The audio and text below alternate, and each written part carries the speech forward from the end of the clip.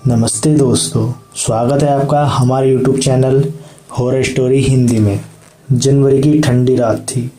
देहरादून में दिन भर काम निपटाकर मैं अपनी बाइक से मसूरी रोड की तरफ निकल पड़ा, बस यूं ही दिमाग हल्का करने।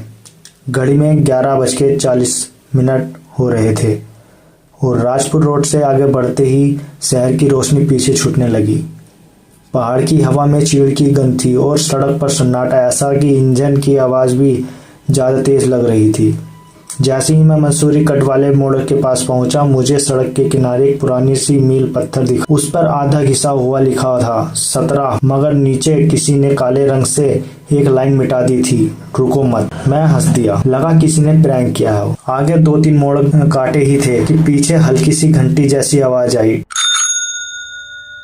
जैसे किसी ने साइकिल की घंटी बजाई हो। मैंने रिव्यू मिरर में देखा, कुछ नहीं। फिर भी अजीब लगा, क्योंकि उस रास्ते पर रात में साइकिल कौन चलाता है। थोड़ी देर बाद अचानक मेरी बाइक की हेडलाइट झपकी 1-2 बार, फिर तेज हो गई। उसी पर सड़क के किनारे एक लड़की दिखी, ऊनी शॉल ओढ़े हुए, बाल चेहरे पर बिखरे हुए थे, हाथ उठाकर लिफ्ट मांग रही थी। दिल ने कहा मत रोक, पर इंसानियत और पहाड़ की रात, डर दोनों साथ खींचते हैं। मैंने बाइक धीमी की, पर पूरी तरह रोका नहीं। मैंने पूछा कहाँ जाना है। उसने बिना मेरी तरफ देखे कहा नीचे देहरादून। आवाज़ बहुत धीमी थी, जैसे हवा भीगती हुई। मैंने कहा चलो बैठो, लेकिन जल्दी।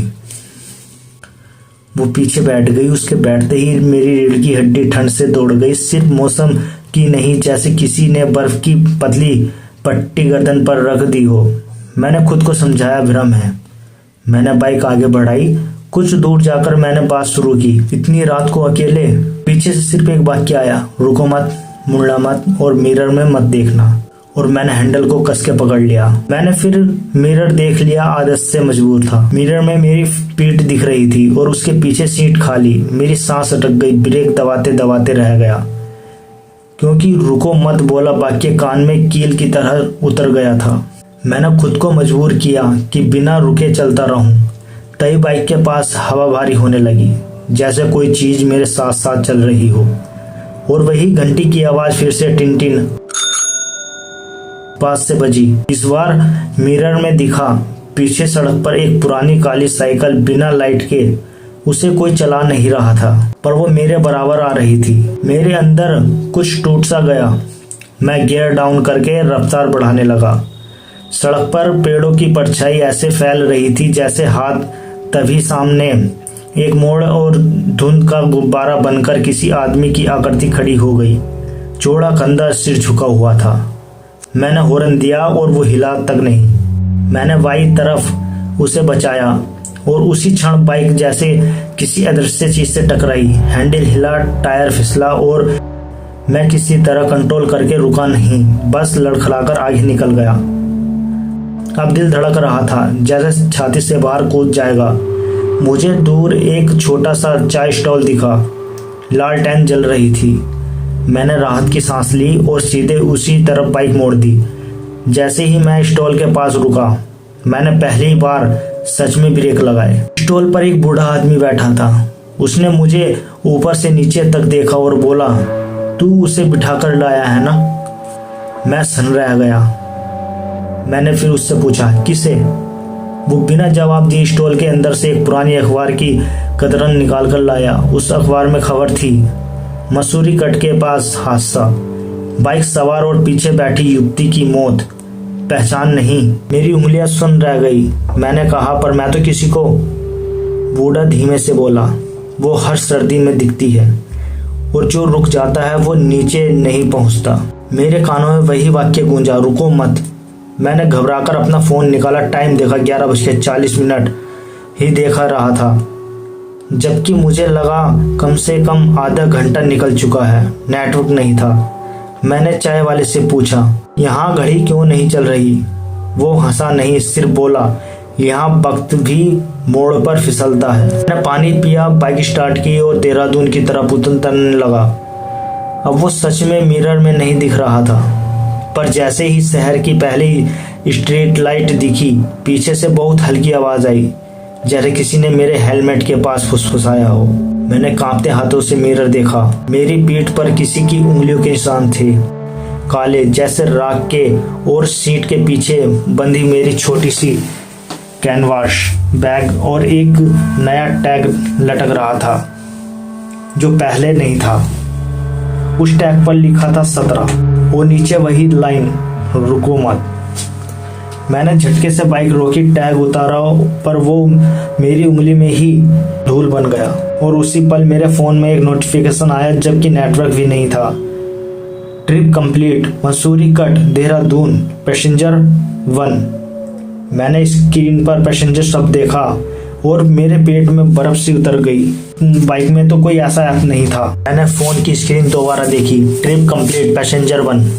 मेरी उंगली ठंडी पड़ गई, जरा खून ने चलना बंद कर दिया हो।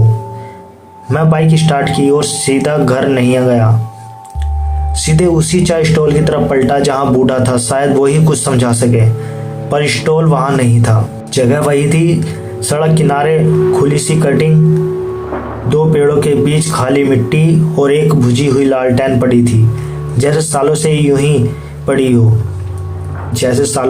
पड़ी हो। वहाँ कोई बेंच नहीं, कोई केतली नहीं, कोई चाय की गंध नहीं, बस हवा में चीड़ की गीली राख की बू। मैंने गले की सूखी आवाज में कहा, कोई है? मेरी आवाज ही मुझे लौट कर आई थोड़ी देर बाद, जैसे पहाड़ों ने मेरे शब्द चबा के वापस उगले हों। तभी सड़क से दूसरी तरफ पत्थरों के पास एक धुंधला सा बोर्ड दिखा, पुराना टेढ़ा जंग लगा। मैं मोबाइल फ्लैश से पढ़ने लगा, मसूरी कट स्मृति स्थल, नीचे नाम और आखिरी एक लाइन, कुल मृतक 17। मेरे पैरों के नीचे से जमीन हिली, या शायद मेरा सिर घूम गया। 17 कोई मील पत्थर नहीं था, वो गिनती थी। और तभी मुझे वह बूढ़ा आदमी याद आया, और उसकी आंखें, उसकी आवाज। वो आदमी दुकान वाला नहीं था, वो किसी चेतावनी की तरह था। मैंने बोर्ड के पास लगे पत्थर को देखा, कुछ पत्थर पर तारीखें थी, ज्यादातर सर्दियों की रातों में, दिसंबर जनवरी। एक पत्थर की ताजा खरोंच थी, जैसे हाल में ही किसी ने लिखने की कोशिश की हो। मैं झुका, उस पर बस एक अधूरा 17 बना था, और फिर रेखा टूट गई, जैसे लिखने वाला बीच में ही चला गया हो, यह खींच लिया गया। पीछे से फिर वही घंटी टिन, इस बार बिल्कुल पास। मैंने मिरर में नहीं देखा, पर मेरी गर्दन पर वही बर्फीली लकीर चली, जैसे कोई मेरे पीछे बैठ गया हो। सीट थोड़ी दबती महसूस हुई। मेरे मुंह से बस इतना निकला, तुम क्या चाहती हो? हेलमेट के पास फुसफुसाहट की आवाज आई। मैंने जैसे ही रोक का शब्द सुना, मेरा दिमाग झटके से खुला। गिनती पूरी नहीं हुई थी, तुमने रोककर गिनती बिगाड़ दी। मैंने तो रास्ते में सच में स्ट्रीट लाइट के पास हल्का सा ही ब्रेक लगाया था, शायद वहीं रुकना था, जिसका मतलब सिर्फ बाइक रोकना नहीं, उस जगह पर ठहर जाना था। मैंने बाइक चलानी चाहिए, पर इंजन ने आवाज नहीं पकड़ी। किक मारी, सेल्फ दबाया, कुछ नहीं। और तभी सड़क पर धुंध जमा होने लगी, इतनी कि देहरादून की लाइटें भी दूधिया धब्बे बन गई। फिर धुंध के बीच में वो काली साइकिल दिखी, बिना सवारी के। वो मेरे सामने आकर रुक गई और हैंडल अपने आप मेरी तरफ मुड़ गया, जैसे कोई कह रहा हो आओ। मेरे अंदर डर अब एकदम साफ था। ये भागने वाली चीज नहीं, ये बुलाने वाली चीज थी। लालटेन वाली बुझी चीज सा याद आई, और एक सड़क किनारे पड़ी उसी पुरानी लालटेन को उठाकर जला दिया। लो जलते ही धुंध में कुछ पीछे हटने लगी, जैसे किसी ने रोशनी को बर्दाश्त नहीं किया। हेलमेट के पास फुसफुसाहट बदल गई। अब वो गुस्सा नहीं थी, बस थकी हुई। 17 है, पूरे कर दो। मैंने कांपती आवाज में कहा, कैसे? आवाज आई, नाम लिखो। तभी मुझे समझ आया, वो स्मृति स्थल के पत्थर, तारीख, नाम, शायद किसी नाम का अधूरा था। 17 गिनती पूरी होने का मतलब मौत नहीं, पहचान पूरी होना भी हो सकता है। मैं फ्लैश लेकर पत्थर पर नाम ढूंढने लगा। एक जगह खाली थी, बस युक्ति अज्ञात लिखा था। मेरे हाथ अपने आप उस खाली जगह पर गए। मैंने पत्थर पर उंगली से धूल हटाई और माचिस की जली तीली से हल्की खरोच बनानी शुरू की। किसी नाम का पहला अक्षर, पर मुझे नाम पता नहीं था। पीछे से धीरे से आवाज आई, अब साफ, पहली बार इंसानी नेहा। मैंने वही लिख दिया, नेहा, और उसके नीचे तारीख, जो मेरे फोन नंबर ट्रिप कंप्लीटेड वाले नोटिफिकेशन के टाइम के साथ अपने आप दिमाग में उभर आई। आज की तारीख। जैसे ही आखिरी अक्षर पूरा हुआ वहां हवा ने एक लंबी सांस ली, सच में जैसे किसी ने रात में सांस छोड़ी हो। धुंध का दबाव हल्का हुआ, सीट पर जो ठंड थी वह पिघलकर सामान्य सर्दी बन गई। और फिर एक घंटी की आवाज आई और फिर घंटी की आवाज बंद। इस बार मन में बस एक बात थी, अब रुकना नहीं लेकिन भागना भी नहीं, बस बाहर निकलना है। शहर की रोशनी में आते ही मैंने पहली चैन की सांस ली। घर पहुंचकर मैंने बैग खोला, वही कैनवास बैग। अंदर एक चीज थी जो पहले नहीं थी, एक पुरानी साइकिल की घंटी, जंग लगी, और उसके अंदर छोटे अक्षरों में उखड़ा हुआ धन्यवाद 17। मैंने कांपते हाथों से घंटी को टेबल पर रखा। उसी पल फोन की स्क्रीन अपने आप जली। वही अनजान नोटिफिकेशन ऐप खुला, पर अब टैक्स बदल चुका था। Passenger 0, pending, count 0। मैंने राहत की सांस ली और पहली बार हिम्मत करके मिरर देखा। उसमें सिर्फ मैं था, अकेला। लेकिन कहानी यही खत्म नहीं हुई, क्योंकि अब मैं सोने गया। हेलमेट अंदर से हल्का सा टनक गया। एक बार मैंने हेलमेट उल्टा किया।